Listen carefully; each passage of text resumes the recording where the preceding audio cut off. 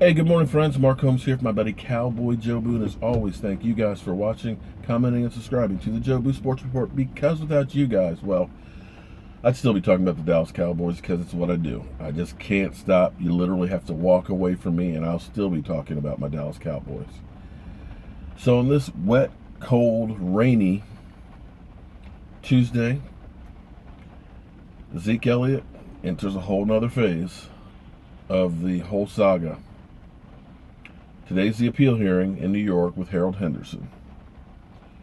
And it seems that the NFL has definitely stacked the deck that this appeal hearing is not going to change anything. Unless they come up with new evidence, and I'm hoping that they find the person who was in a fight with Tiffany outside of the bar. If the NFL came out and found that person and brought them, done deal, it's over. And I would love to have a wrinkle like that. Could you imagine if they're up in there in New York, they've already said Tiffany Thompson's not going to appear. You can't use the notes from the interviews with her, who wasn't under oath. Zeke Elliott, you're going to be under oath. And we want you to present new evidence to make your case. Well, when you do all that, yeah, let's see how Joe Boo fell out. When you do all that, they stacked the case against you. It's a kangaroo court.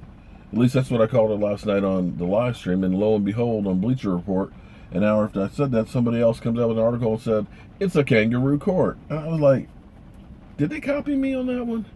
But anyway, be that as it may. It would be fantastic if the NFL, all smug, knowing that we got this conviction, we're going to uphold these 6 games, we're going to make an example out of Zeke Elliott. If DeMar Smith ended up bringing out that new witness who testifies and says, yeah, I was in a fight with Tiffany that night. Don't know if that'll happen, but I would love to see that happen. But then I started thinking about the situation because Zeke Elliott's legal team is casting doubt on whether anything will change at this meeting. And I kept thinking to myself, why is the NFL doing this? Because it looks like they are out to get him. They're making it unfair. They're doing things that you couldn't do in a court of law to make their point. And that's when it kind of hit me. Have they set themselves up to fail in the next phase intentionally? And see, here's what I like to try and do. You can look at something and it looks like this, but in reality, it's really this. All appearances say it's this, but it's really that. You got to dig between the layers. You got to try and put stuff together. And in my mind, if you're a judge looking at what the NFL has done, if you look at the evidence that's out here that says there's not enough here for a case to convict a man, there's not enough for a case to even bring up charges. And then you look over here what the NFL does and says, oh, well, he's guilty because of the testimony from this person who we didn't put under oath, who he can't cross-examine, and he can't even use the notes. The justice system will look and say, hey, you can't do it that way. It was unfair. It was completely one-sided. You didn't give him his rights to defend himself. And they could overturn it. And that's where I started thinking now, okay, think about this.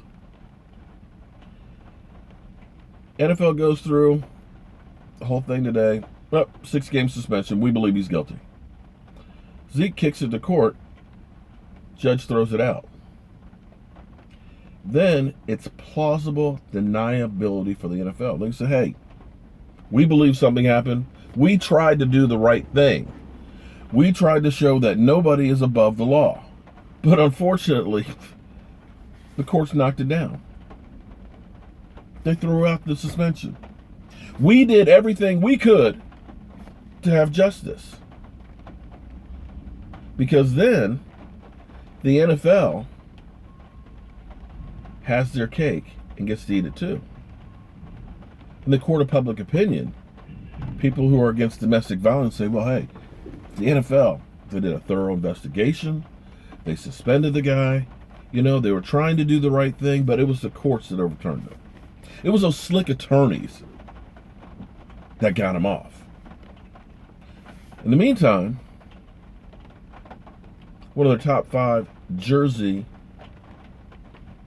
sellers is there for opening night.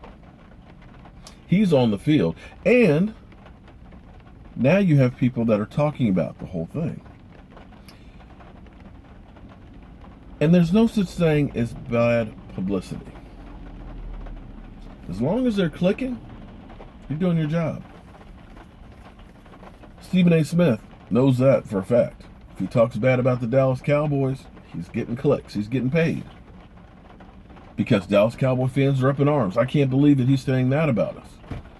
People who hate the Dallas Cowboys, they're talking about it because they love what he's saying. If the NFL goes through and reduces suspension right now, then all these people are saying, oh, see, you're just looking out for the players in your own interests. And it's not really a win for them. It's a win for Zeke Elliott. Although, for Zeke Elliott, he now has the label of being a domestic violence offender. And if he didn't do it, I would be fighting tooth and nail my damn self to prove that I didn't. So that may in fact be the win-win. Make it look completely biased and have it thrown out in court. I'm just trying to give you guys a different theory because to me, the NFL is setting themselves up to look like they're not partial. They're not that they are truly biased. So we'll see what happens. At least it's another theory. Well, guys, I got more work to do.